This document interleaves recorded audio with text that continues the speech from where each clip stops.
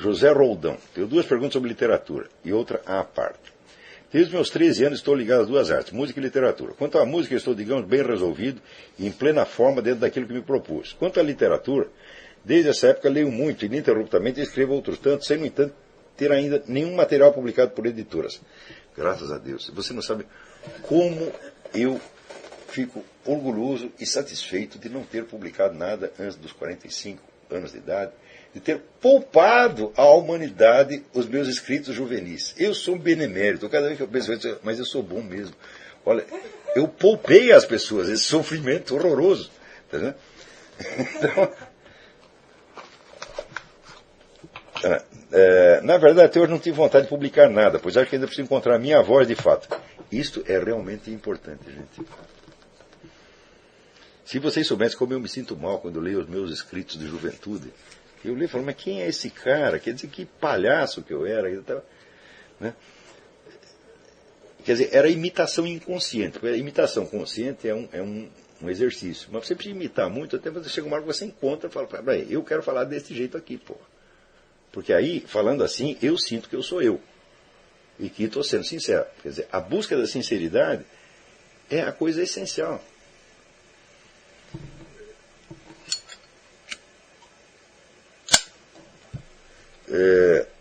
Falta-me algo ainda, algo que eu acredito estar a caminho através do seminário. Entendo, ao menos até esse momento, que a minha vocação está ligada diretamente à literatura, romance, conto e poesia. Por isso fiquei especialmente interessado no que foi dito pelo senhor durante as aulas sobre o imaginário, sobre a experiência que transcende ao texto e suscita o drama interior no leitor. Essa experiência, vai estar ligada, vamos dizer, ao instinto da verdade. Quer dizer, à busca de uma verdade sobre a sua própria história. Sem isso, meu filho, não tem obra de ficção que vale a pena. Tendo isso em vista, gostaria de obter ajuda a respeito de alguma bibliografia básica sobre estes aspectos. Epa, agora você me pegou, eu não vou poder te dar isso imediatamente. Se eu tivesse lido a pergunta antes, eu teria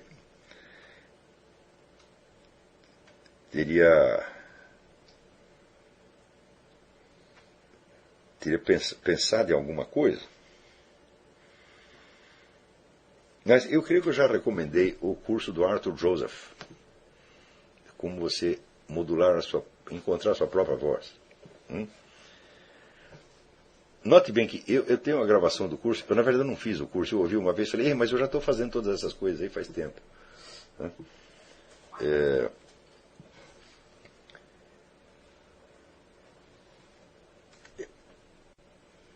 Daí ele pergunta, eu vou ver uma lista disso aqui, tá vendo?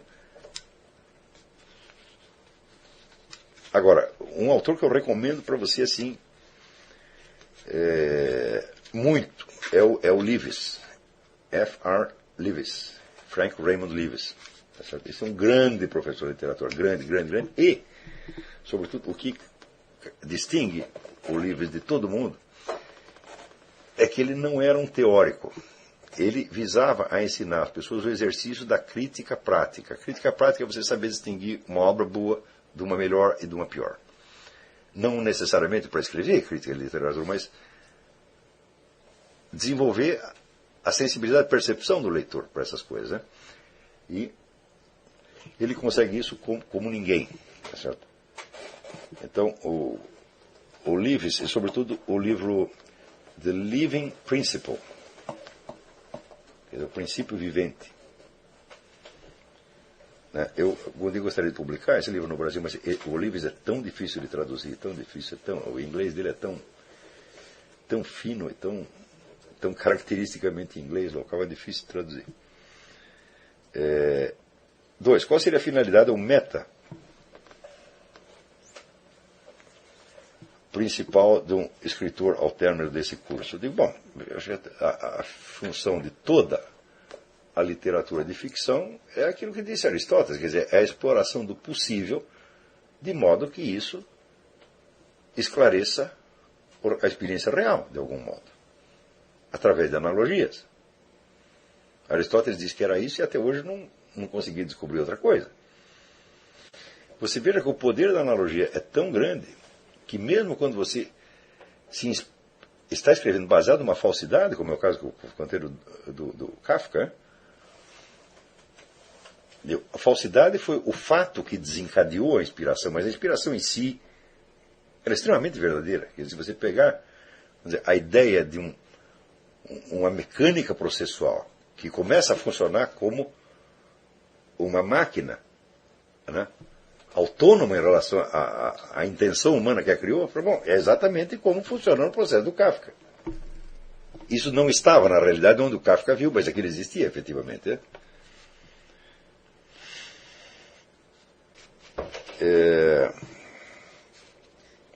Eu já estou tentando obter aí uma autorização da imigração para poder transitar pelo mundo, mas por enquanto não obtive.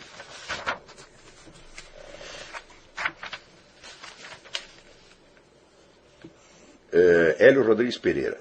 Supondo que se abstrai de um objeto tecnológico a sua forma aristotélica, o princípio de funcionamento que lhe confere a sua unidade, se acompanharmos uma determinada sequência de percepções referentes a uma história das ideias, for possível compreender a forma desse objeto em sua expressão intelectual como um conjunto de tais percepções, e se essas percepções corresponderem ao ato cognitivo gerador de teorias filosóficas, então podemos dizer que essas filosofias contribuíram para o desenvolvimento daquela tecnologia? Claro, mas é óbvio. Hã? Quer dizer, se você não tem os instrumentos intelectuais para pensar determinadas coisas, você não pensa, meu filho. Esses instrumentos intelectuais eles são laboriosamente criados. Por exemplo, você vê, quando Aristóteles codifica ali a arte da dialética, claro que já existiam discussões, e Aristóteles tentava pegar quais são os princípios que estão subjacentes a essas discussões e que fazem com que a conclusão da discussão seja legítima ou não. Então as pessoas já sabiam discutir, né? E Aristóteles, então, depura criticamente essa arte da discussão como levando-a na direção da arte da prova. A dialética ainda não é a arte da prova, mas ela é buscar os meios de prova adequados. Né? Quando, 1000 e tantos anos depois, 1900 anos depois, né? Mais ou menos, começam as discussões sobre método científico moderno, que se prolongam desde do tempo de Bacon e Galileu até Karl Popper, passando por Claude Bernard e outros tantos. Tudo isso que eles estão fazendo é uma especificação da dialética de Aristóteles para um determinado campo restrito. Isso quer dizer que se não existisse arte dialética, não existiria método científico algum. E o que é método científico? É confrontação de hipóteses. É primeiro você encontrar as hipóteses e depois você encontrar as premissas teóricas e factuais nas quais essas hipóteses possam ser confrontadas e confirmadas ou negadas. O que é isso aí? A arte dialética. A dialética de Aristóteles é o puro método científico. Só que quanto tempo levou para que aqueles preceitos criados por Aristóteles pudessem, vamos dizer, se especializar para determinados campos, né, muito específicos, muito determinados, onde toda uma coletividade pudesse chegar simultaneamente às mesmas verificações. Foi um longo trajeto, deu muito trabalho. Então hoje as pessoas arrotam em método científico como se estivesse nascido em Harvard, tá entendendo? Mas deu um trabalho miserável, alguém teve que pensar. Não que o método científico, a lógica, sejam inaturais ao ser humano, eles não são propriamente invenções. Eles são, por assim dizer, como que extrusões de procedimentos que são naturais ao ser humano, mas que se tornam mais translúcidos quando exercidos conscientemente e com um senso de fiscalização crítica. Vamos ver. Clóvis Barbosa. Neste momento, todo o meu esforço intelectual se concentra em 3 atividades. 1. A leitura atenta e vagarosa dos grandes romancistas portugueses. Grande coisa que você faz, mas grande coisa que você faz. 2. O estudo das transcrições do nosso curso. E 3. A gramática latina do professor Napoleão. Isso não obstante, e o senhor, por favor, não fique bravo, devo confessar que minha insegurança juvenil tem me forçado a procurar mais unidade para os estudos. Por isso pensei no Trivium. Não se preocupe com isso, Cláudio. Aí tem que pensar como aquele guia de museu na Itália disse para Goethe, né? Estava lá e via que as quadras estavam com épocas misturadas, autores misturados, né? E daí o Goethe perguntou, por que isso é assim? Daí o cara respondeu, queste cose hanno bisogno de um po' di confusione. Né? Essas coisas precisam de um pouco de confusão. Quer dizer, fica mais interessante, fica mais... Não tem... Isso aí é que nem na alquimia. Na alquimia você vai ter 3 elementos, que é o mercúrio, o enxofre e o sal. O mercúrio é o caldo das possibilidades, é a confusão, é o caos. Né? É da onde sai tudo. Depois vem o enxofre que fixa aquilo, dá uma forma definida, daí sai o sal, que seria o cristal perfeito. Então, do mesmo modo, a cristalização prematura é o que mata a inspiração das pessoas.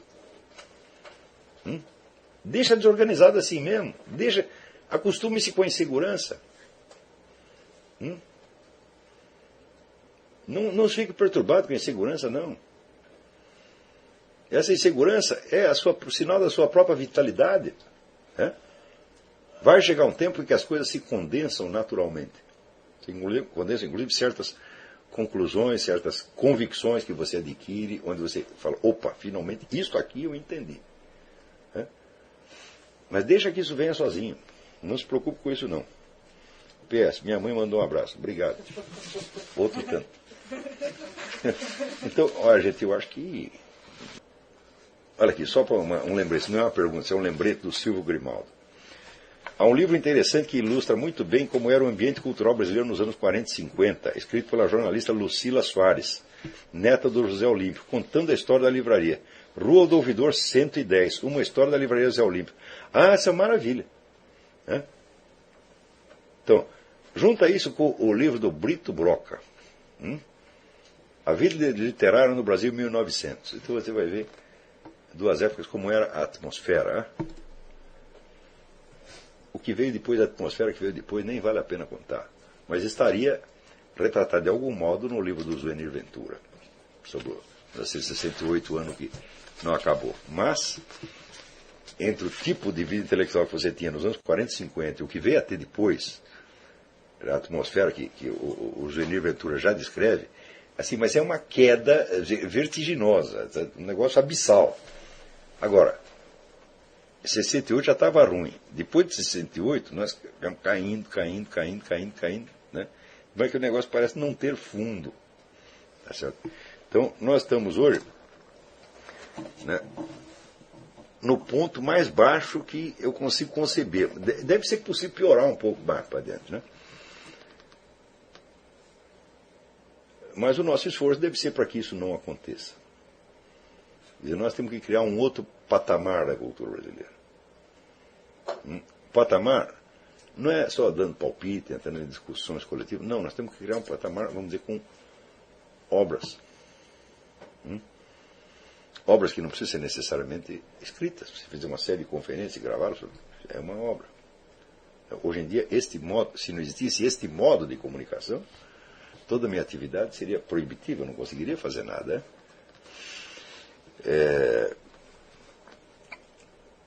Então, obras podem ser obras de literatura, de ciência, etc. Vocês vão fazer tudo isso. E eu espero que essa geração realmente marque a sua presença na vida do Brasil, de modo que tudo o que veio nesse período de 60 até agora será tudo esquecido. Nós temos que jogar tudo isso no lixo, porque nada se fez. Nada. É só lixo por toda parte. Né?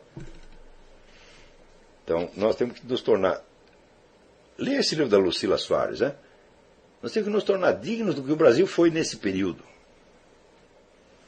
No mínimo isto. Teve um período onde estava vivo ao mesmo tempo Talioto, Maria Carpô, Gilberto Freire, Graciliano Ramos, Manuel Bandeira, Carlos Drummond de Andrade. Eles eram uma coisa maravilhosa. Deu quase paradisíaco em comparação com o que tem hoje. Quer dizer, como é que nós chegamos lá e depois, como diz, saída de leão, chegada de cão? Então, nós temos que devolver a coisa ao nível que tinha antes. Essa é nossa obrigação estrita. Isto ninguém pode nos impedir de fazer. Não há PT, ou PSDB, ou MST, ou PQP que possa nos impedir de fazer isso. Entendeu? Só tem uma coisa para impedir, nós mesmos. Nossa própria ignorância, nossa própria covardia, nossa própria preguiça. Né? Mas eu acho que, sinceramente, eu acho que vocês não padecem desse defeito. Vocês estão se esforçando muito. Eu estou muito contente com os alunos desse curso. A gente vê sinceridade, esforço, é uma coisa realmente, sabe que, como diz o Machado de Assis, fica, eleva, honra e consola. Né? Então tá bom. Até a semana que vem. Muito obrigado.